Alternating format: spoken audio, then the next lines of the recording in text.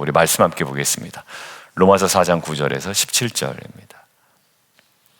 그런데 사람들은 누구나 자기만의 경계선이 있습니다. 저도 어느 시기나 상황이 되면 경계선이 딱 세워지는, 또 스스로 세우는 이런 경험을 하게 됩니다. 어릴 때 놀이터에서 놀다 보면 그 경계선이 아주 선명해지죠. 우리 편, 너희 편 이렇게 나누게 됩니다. 학교에 가면 성적으로 또 나누기도 합니다.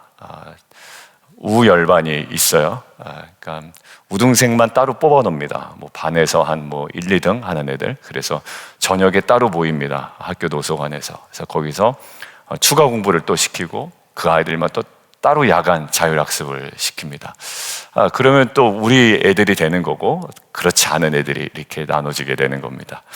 학교에 가서도 그렇고요. 어른이 되면 직장에서 직급이나 재산이나 심지어 사는 동네까지도 있습니다.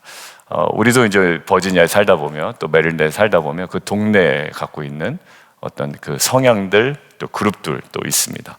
그러니까 보이지 않는 수많은 경계선들이 우리 안에 사실 놓여져 있다라는 거예요. 근데 경계선이 사실 나쁜 것만은 아닙니다. 안전하기 위해, 또 질서를 위해 어느 정도 필요한 경계선이 있습니다. 바로 중앙선이 바로 그런 것이죠.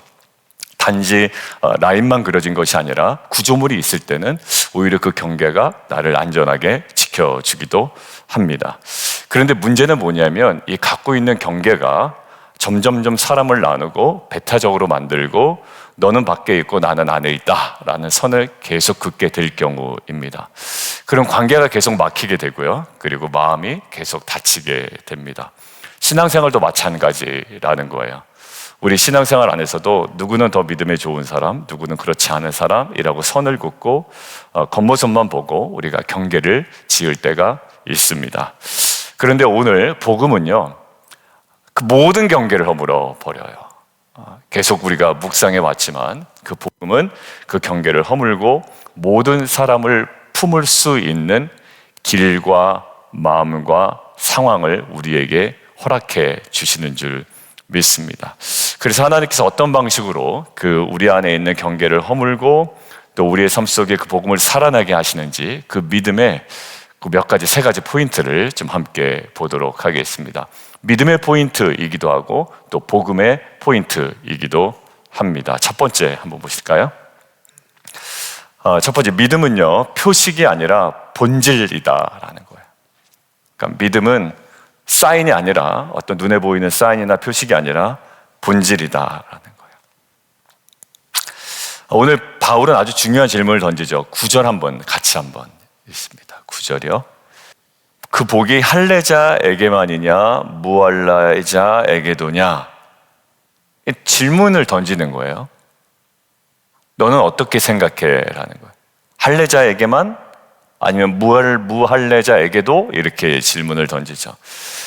다시 말해, 아브라함이 의롭다 하심을 받은 그 복이에요.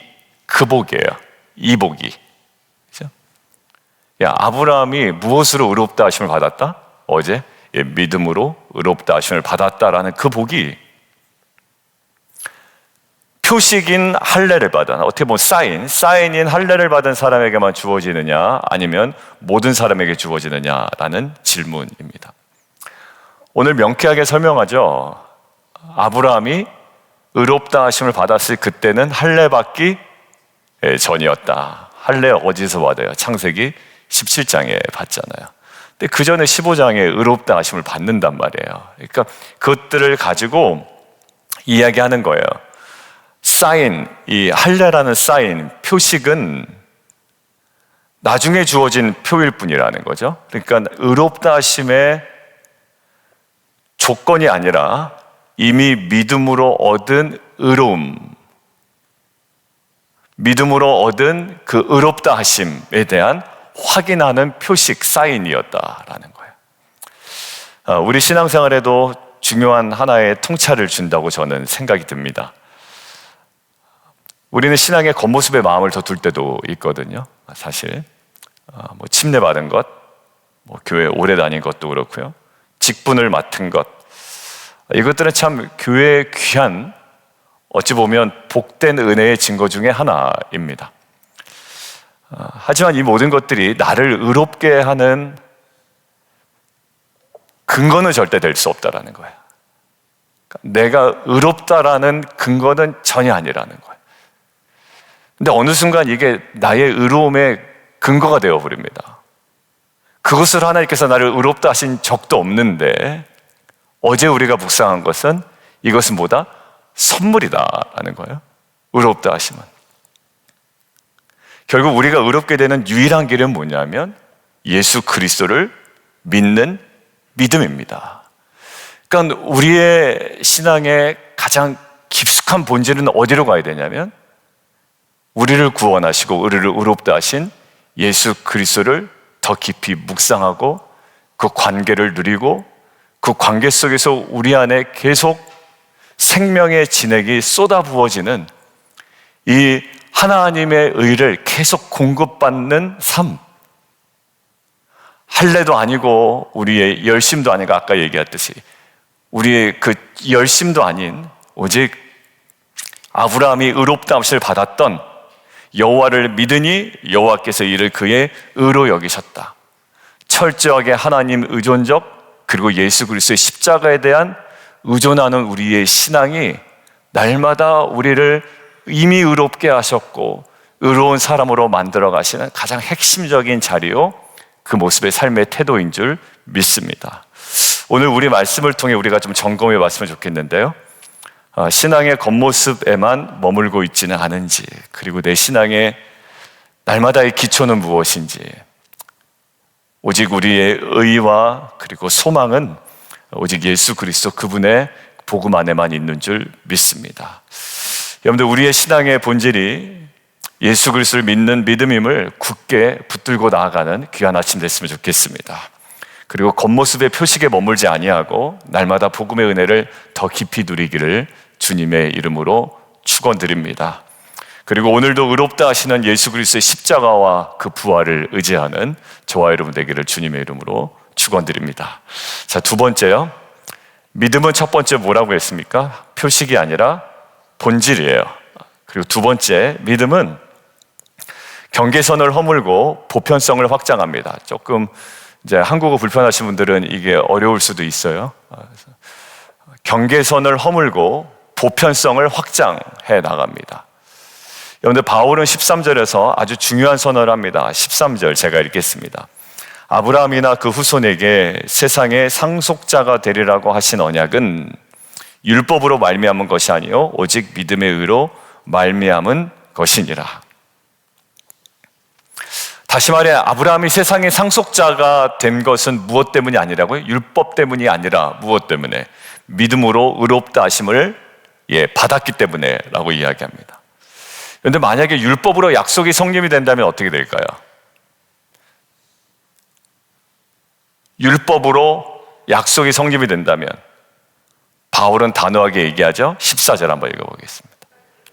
믿음 아무 의미가 없어요. 그렇게 되면 이해하시죠? 율법으로 성립인데 그것도 아무것도 아니에요. 약속은 그냥 파기된 거다라는 거예요. 믿음 헛것, 약속은 무효. 캔슬된다라는 거예요. 율법은 오히려 뭐예요? 죄를 드러내고 진노를 불러온다고 이제 그래서 15절이 이야기합니다. 율법은 오히려 죄를 드러내고 진노를 불러와. 그러나 믿음은 무엇을? 하나님의 은혜를 붙잡고 모든 사람을 그 약속 안으로 들어오게 만들어버리는 것이 믿음이다라는 거예요.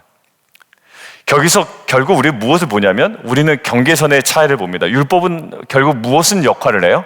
울타리처럼 작용을 해버리는 거예요. 율법은 여기까지는 어디요? 유대인. 저 바깥은 어디요? 이방인. 그러나 믿음은 어떻게 합니까? 우리 안에 그 모든 경계선을 계속 허물어 갑니다. 여러분들, 아브라함은 유대인의 조상일 뿐만 아니라 모든 믿는 자의 뭐가 돼요? 아버지가 됩니다. 저와 여러분의 아버지요, 세상의 상속자로 만들어버려요. 아브라함이나 그 손에게. 여러분들, 하나 예를 들어볼게요. 베드로가 고넬료 집에 가는 장면이 있죠. 사도행전 10장에. 베드로는 처음에 굉장히 두려워합니다. 그리고 좀 불편해요. 어디에 가는 거? 이방인의 집에 가는 걸 불편해합니다. 왜냐하면 그 안에 율법의 경계선이 굉장히 강했기 때문이거든요. 그러니까 복음을 접했고 전하는 자이기도 하지만 계속 그 안에 구축되어 있었던 게 있었습니다. 그러니까 허물어지지 않은 게 그 경계선이에요. 그런데 하나님께서 환상을 통해서 베드로에게 깨뜨리신 게 뭘까요, 결국? 예수님 몰랐던 자 아닙니다. 예수님께서 나타나셨고 예수님과 함께 3년을 공생의 기간을 지났고, 그리고 고기를 잡았던 베드로를 찾아가셔서 내 양을 치라고 내 양을 먹이라고 주셔서 사명을 가졌던 자예요. 그러니까 예수님에 대해서 몰랐던 자가 너무나도 잘 알았던 자임에도 불구하고 그에게 뭐가 있었어요? 경계선이 있었어요. 어제 사도행전 10장 이전까지는. 근데 이게 복음에 굉장히 걸림돌이 되는 겁니다. 왜요? 사도행전 1장 8절에 뭐라고 되어 있어요? 오직 성령이 너희에게 임하시면 너희가 권능을 받고 예루살렘과 유대와 사마리아와 땅끝까지 이르러 내 증인이 될 거다라고 하는데, 그게 첫 번째 지리적 경계선이 깨진 게 어디서 깨졌습니까? 사도행전 8장에서 깨졌잖아요. 어디서요? 사마리아의 그 지경을 뚫고 나가버립니다. 그게 사건이 뭐예요? 스데반의 죽음과 예루살렘 교회의 핍박으로 오히려 지리적 경계선이 넘어가잖아요. 근데 지리적 경계선 넘어가는데 이들 안에 여전히 있었던 인식의 틀에 있었다고요. 뭐예요? 유대인은 맞고 이방인까지는 아니다라는 거예요. 근데 하나님께서 결국 그 안에 허문 것이 뭡니까? 복음을 통해. 여기서 복음을 이미 경험한 베드로에게도 하나님께서 허무실 게 있었던 거예요. 뭘 해요? 그들의 인식의 지경이 확대되었다. 여러분들 성경 공부 기억나시죠? 사도행전 8장은 지리적 지경이 확대였고 사도행전 10장은요 그들의 이방인에 대한 인식의 지경이 확대되었다라는 거예요. 여러분들 결국 복음이 울타리를 넘어갑니다. 경계선을 허물고 모든 민족을 향해 열리게 되는 게 바로 사도행전 10장이에요. 그 이후에 누가 등장해요? 그 다음에 사도 바울이 등장합니다. 사울이 9장에 등장했고 이제 전면에 이방인 선교의 전면에 나서게 됩니다. 여러분들 에베소서의 핵심이 뭐라고 해요? 교회론이라고 얘기하죠. 교회론 얘기할 때 어떤 얘기를 많이 하시던가요? 사도 바울을 통해 교회는 이런 거야 라고 이야기를 합니다. 거기에 핵심이 뭐예요? 예수 그리스도 누구다? 교회 머리다. 그러면서 강조하는 게 뭐냐면 유대인과 이방인 어디다? 머리 대신 그리스도 안에서 하나다. 근데 예수님께서 허무신 벽을 왜 너희들이 자꾸 다시 세우느냐고 이야기를 합니다. 여러분들 복음의 본질이 뭐라고요? 경계선을 허물고 보편성을 확장해 나가는 거예요. 근데 우리가 교회를 다니면 다닐수록 보편성은 없어지고 경계선만 계속 쌓아 나간다면 이것은 복음에 역행하는 삶의 모습이 될 수도 있다라는 거예요. 여러분들 우리 안에도 이런 울타리와 경계선이 있을 수 있습니다.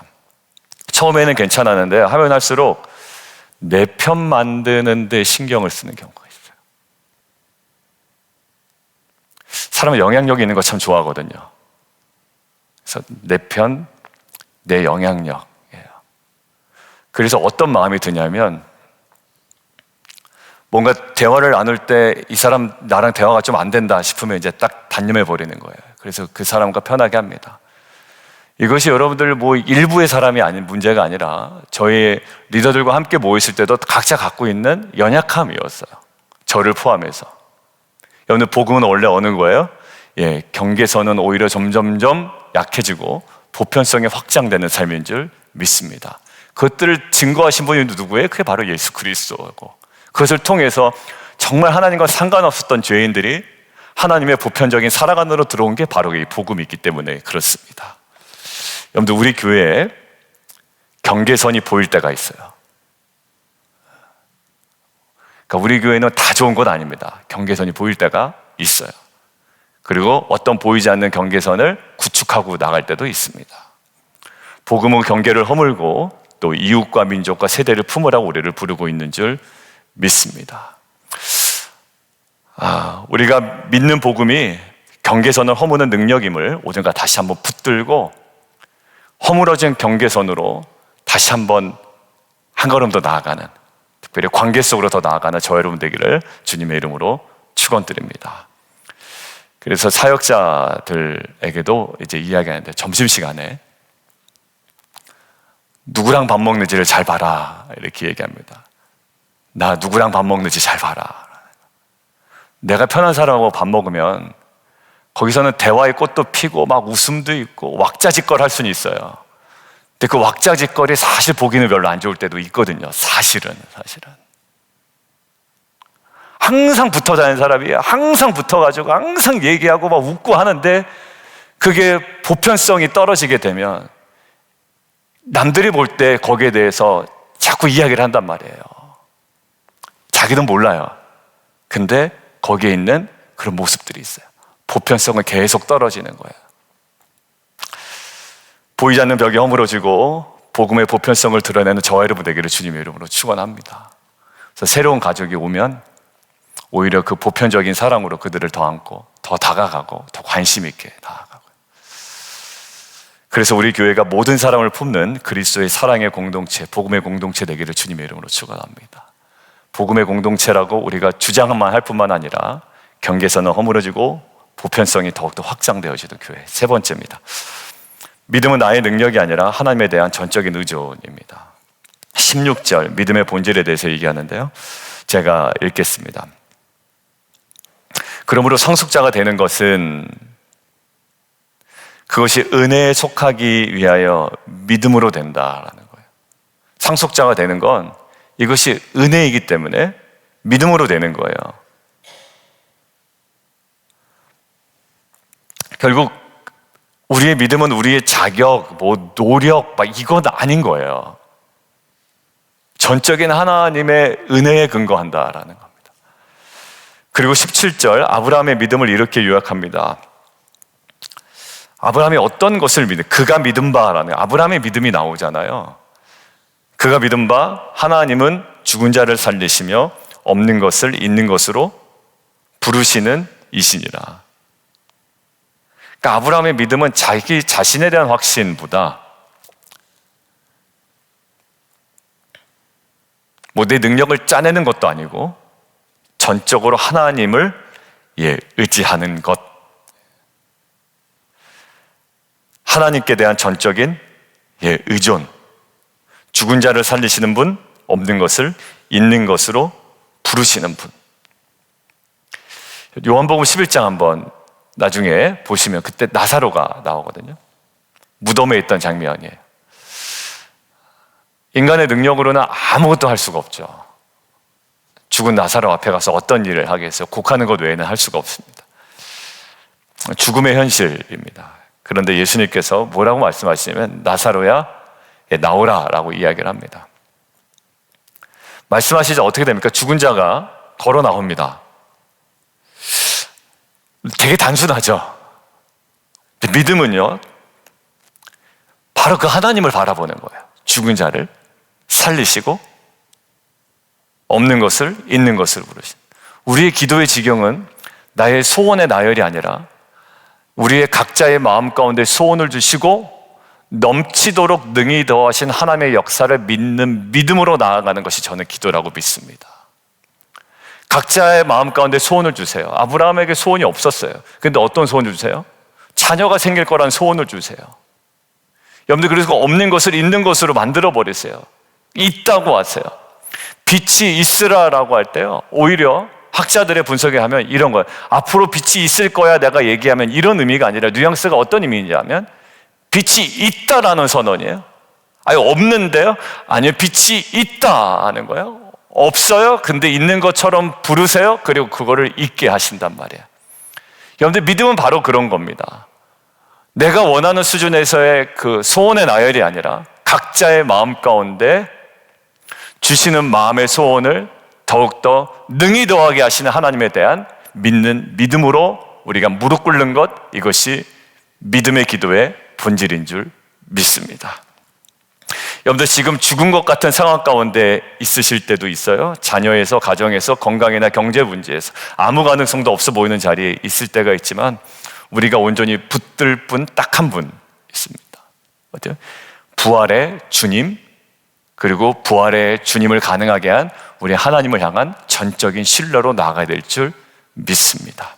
믿음은 내 능력을 믿는 것이 아니라 십자가와 부활하신 예수 그리스도를 믿는 믿음임을 믿습니다. 내 능력이 아니라 하나님의 능력 위에 서 있는 저 여러분 되기를 주님의 이름으로 축원합니다. 그래서 제가 가끔 기도할 때 그런 기도하죠. 하나님의 무한하신 자원 속에 저희가 기쁨과 기대와 소망을 가지고 하나님 온전히 헌신하게 하여 주옵소서. 그러니까 우리가 헌신할 때 내가 가지고 있는 거 몇 푼 가지고 헌신하는 게 아니라 하나님께서 우리 안에 예비하신 무한한 자원 속에 내 삶을 온전히 드리게 하여 주옵소서.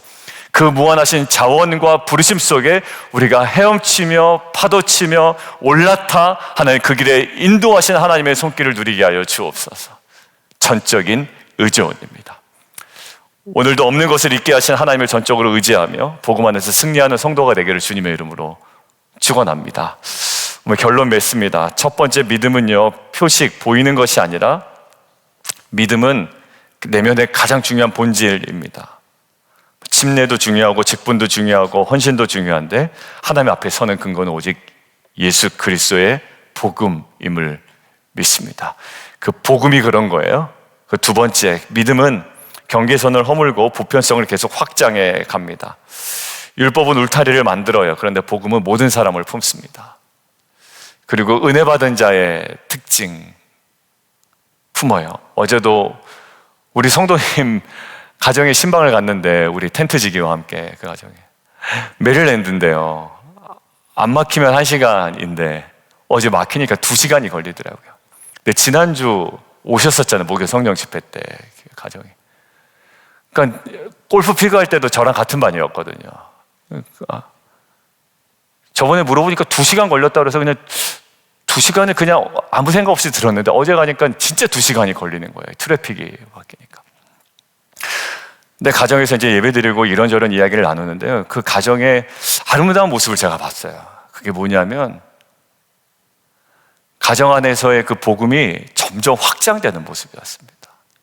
그 부부로 부부 관계 속에 확장이 되고 그리고 거기에 속한 자녀들까지도 확장되어지고 마음이 따뜻해지고 그 안에 지금 이 시간이 너무 소중한 시간이다. 왜냐하면 내년에는 이제 자녀들이 1명씩 2명씩 이제 떠납니다. 자립을 해서 이제 그 전까지 있는 요 몇 개월의 시간이 너무나도 소중한 시간임을 서로의 용납과 수용과 받아들임을 통해서 경험하고 계시더라고요. 그래서 너무 감사했어요. 그리고 결국 우리 공동체에도 아마 제가 이제 라이브 신경 쓴 게 라이브 목사님 원래 이렇게 막 이렇게 강조나 강요 이렇게 잘 안 하시는데 요즘에 예배 막 기도 이런 거 좀 하셔서 제가 라이브로 들었다고 이제 이러면서 이제 말씀하시더라고요. 그러면서 얘기되는 게 말씀 안에 그 관계 속에 그 하나님께 주신 말씀 안에 복음 안에 이 관계에 어떻게 보면 더욱더 확장되고 온전해지고 세워지는 모습들이 있어요. 근데 이것이 어디로 흘러가냐면 그 주변에 또 다른 어떤 형제님으로 흘러가요. 그리고 그 형제를 또 품어요. 그리고 그 안에 뭐 우리 편 내 편이 아니라 복음 안에서 세워졌으면 좋겠다라는 마음이 이제 있는 거예요.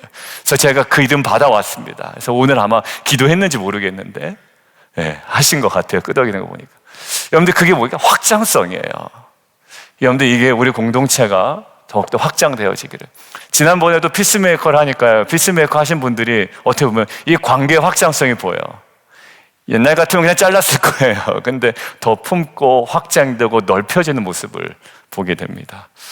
여러분들 결국 아브라함의 이야기는 우리를 어디로 초대하냐면 복음으로 우리를 초대하는 거예요.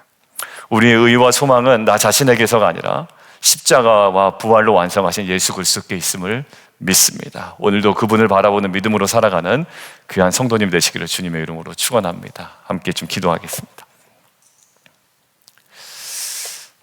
이제 같이 기도하는데요. 우리가 먼저 이렇게 기도했으면 좋겠습니다. 하나님, 우리의 신앙이 겉모습의 표식에 머물지 않게 도와주시고 오직 예수 그리스도를 믿는 믿음 위에 하나님 온전히 세움받는 은혜 있게 하여 주옵소서. 두 번째, 복음이 내 안에 경계선을 허물고 교회와 가정과 이웃 속의 모든 사람을 품는 사랑으로 드러나게 해달라고 우리가 같이 기도했으면 좋겠습니다.